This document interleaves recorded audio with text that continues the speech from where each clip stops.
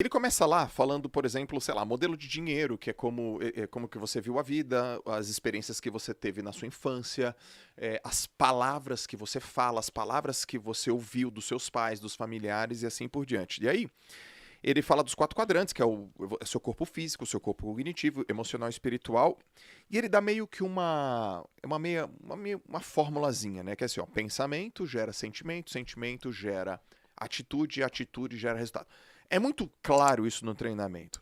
Ele começa o livro também falando assim, ó. Não sei se você lembra dessa parte. No dia que você entrar no restaurante, pedir uma comida e não olhar o preço, você tá no caminho certo. Cara, eu usei isso. Ele até proíbe pedir frango nesse dia, É que é mais verdade, é barato o verdade, frango. é verdade. Eu usei isso. Eu morava na Praia Grande.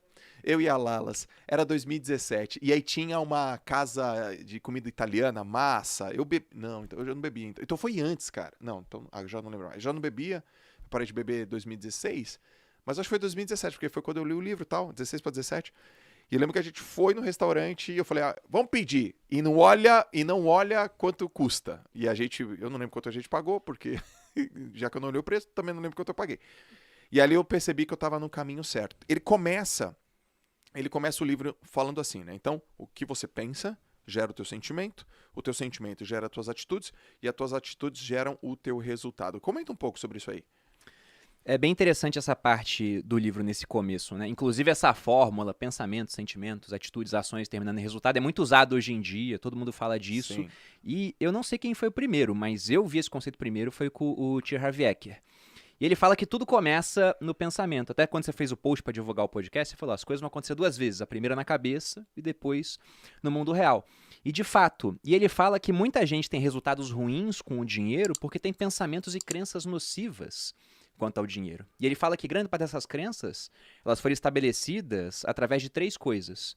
Uma programação verbal, então aquilo que você ouvia as pessoas falando sobre dinheiro, e raramente você tem contato com pessoas ricas que entendem o jogo do dinheiro. Geralmente você tem contato com o pessoal que está ali na classe média ou mais baixo do que isso, então geralmente o pessoal usa o dinheiro, aprendeu a usar, mas nunca estudou direito sobre como ele funciona. Então não costumam ser opiniões muito positivas. Além disso, você tem os exemplos, que é o segundo ponto. E qual que é o exemplo tradicional? Principalmente É. aqui no Brasil. Saiu uma estatística do Conselho Nacional do Comércio, CNC, ou Confederação Nacional do Comércio, não lembro agora direito. Mas falando que 70% das famílias brasileiras estão endividadas. Então, por mais que, vamos supor que a prática verbal fosse positiva quanto a dinheiro, no exemplo, o normal no Brasil, Sim. ou pelo menos o comum, né, não deveria ser o normal, é as pessoas estarem endividadas. E o último ponto é uma experiência específica com grande carga emocional. Ele dá exemplos no livro, ele dá exemplo da mulher dele, que sempre que pedia dinheiro era pro pai porque a mãe nunca tinha. Sim. Aí o arquivo que ela tinha é quem tem dinheiro é o homem, Sim. né? A mulher não precisa ter dinheiro e toda vez que ela queria alguma coisa pedia pro marido. Sim. E aquilo gerava conflito entre eles. Ele dá o exemplo de uma moça que o pai morreu nos braços por preocupação financeira.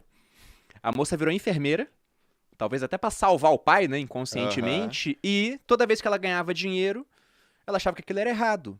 E ele fala que esse é o ponto. Se você tem uma crença negativa quanto a dinheiro, se você acha que acumular patrimônio não é bom, você vai dar um jeito, né, os seus pensamentos vão levar a sentimentos nocivos, a ações ruins, e o resultado vai ser você desperdiçar o dinheiro até que só sobre na sua mão aquela quantia que você julga ser adequada.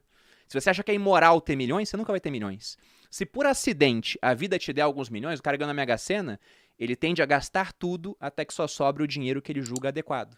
Sim. E é o que acontece mesmo. Historicamente, você pega pessoas que ganharam na loteria, a maioria, em 5 anos, está de volta à situação inicial. Sendo que às vezes é dinheiro que você pensa assim, meu Deus, é tanto dinheiro, como é que o cara consegue gastar? Sim. Eu lembro que uma vez, tem tempo já, mas saiu na Record, uma entrevista com um cara que ganhou um prêmio da loteria gigantesco, antes do Plano Real também.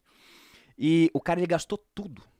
Uma parte a inflação pegou, né? Inflação muito grande naquela época, mas ele contando a história dele, ele saía e pagava a conta pra todo mundo no restaurante. Ele não lavava roupa. Ele comprava roupa, sujava e jogava fora. O carro dava um problema, só tinha que trocar óleo aos 10 mil. Ele andava até os 30, o óleo virava uma graxa, fundiu o motor. Ah, tá bom, deixa o carro aí. Então o cara, ele desperdiçou tanto dinheiro que no final ele ficou sem nada. E aí perguntaram pra ele, qual é o seu arrependimento? Ele falou, não ter comprado uma casa pra minha mãe. Eu falei, meu Deus, o cara ganhou um prêmio gigantesco, não comprou um imóvel pra família dele. Caracas. Então é esse o ponto, né? Ele fala, se você não tem crenças alinhadas, você nunca vai conseguir acumular patrimônio. E aí ele fala para você identificar esse teu modelo de dinheiro. Porque esse seu modelo não é seu. Ele só foi passado para você. Aham. Então o ponto é que você não é uma gravação, que ele diz. Você é o gravador. Se essa gravação não tá boa, você deleta e grava uma nova. Perfeito. E aí o que ele Perfeito tenta exemplo. fazer é colocar os arquivos bons no lugar dos arquivos ruins. Perfeito exemplo.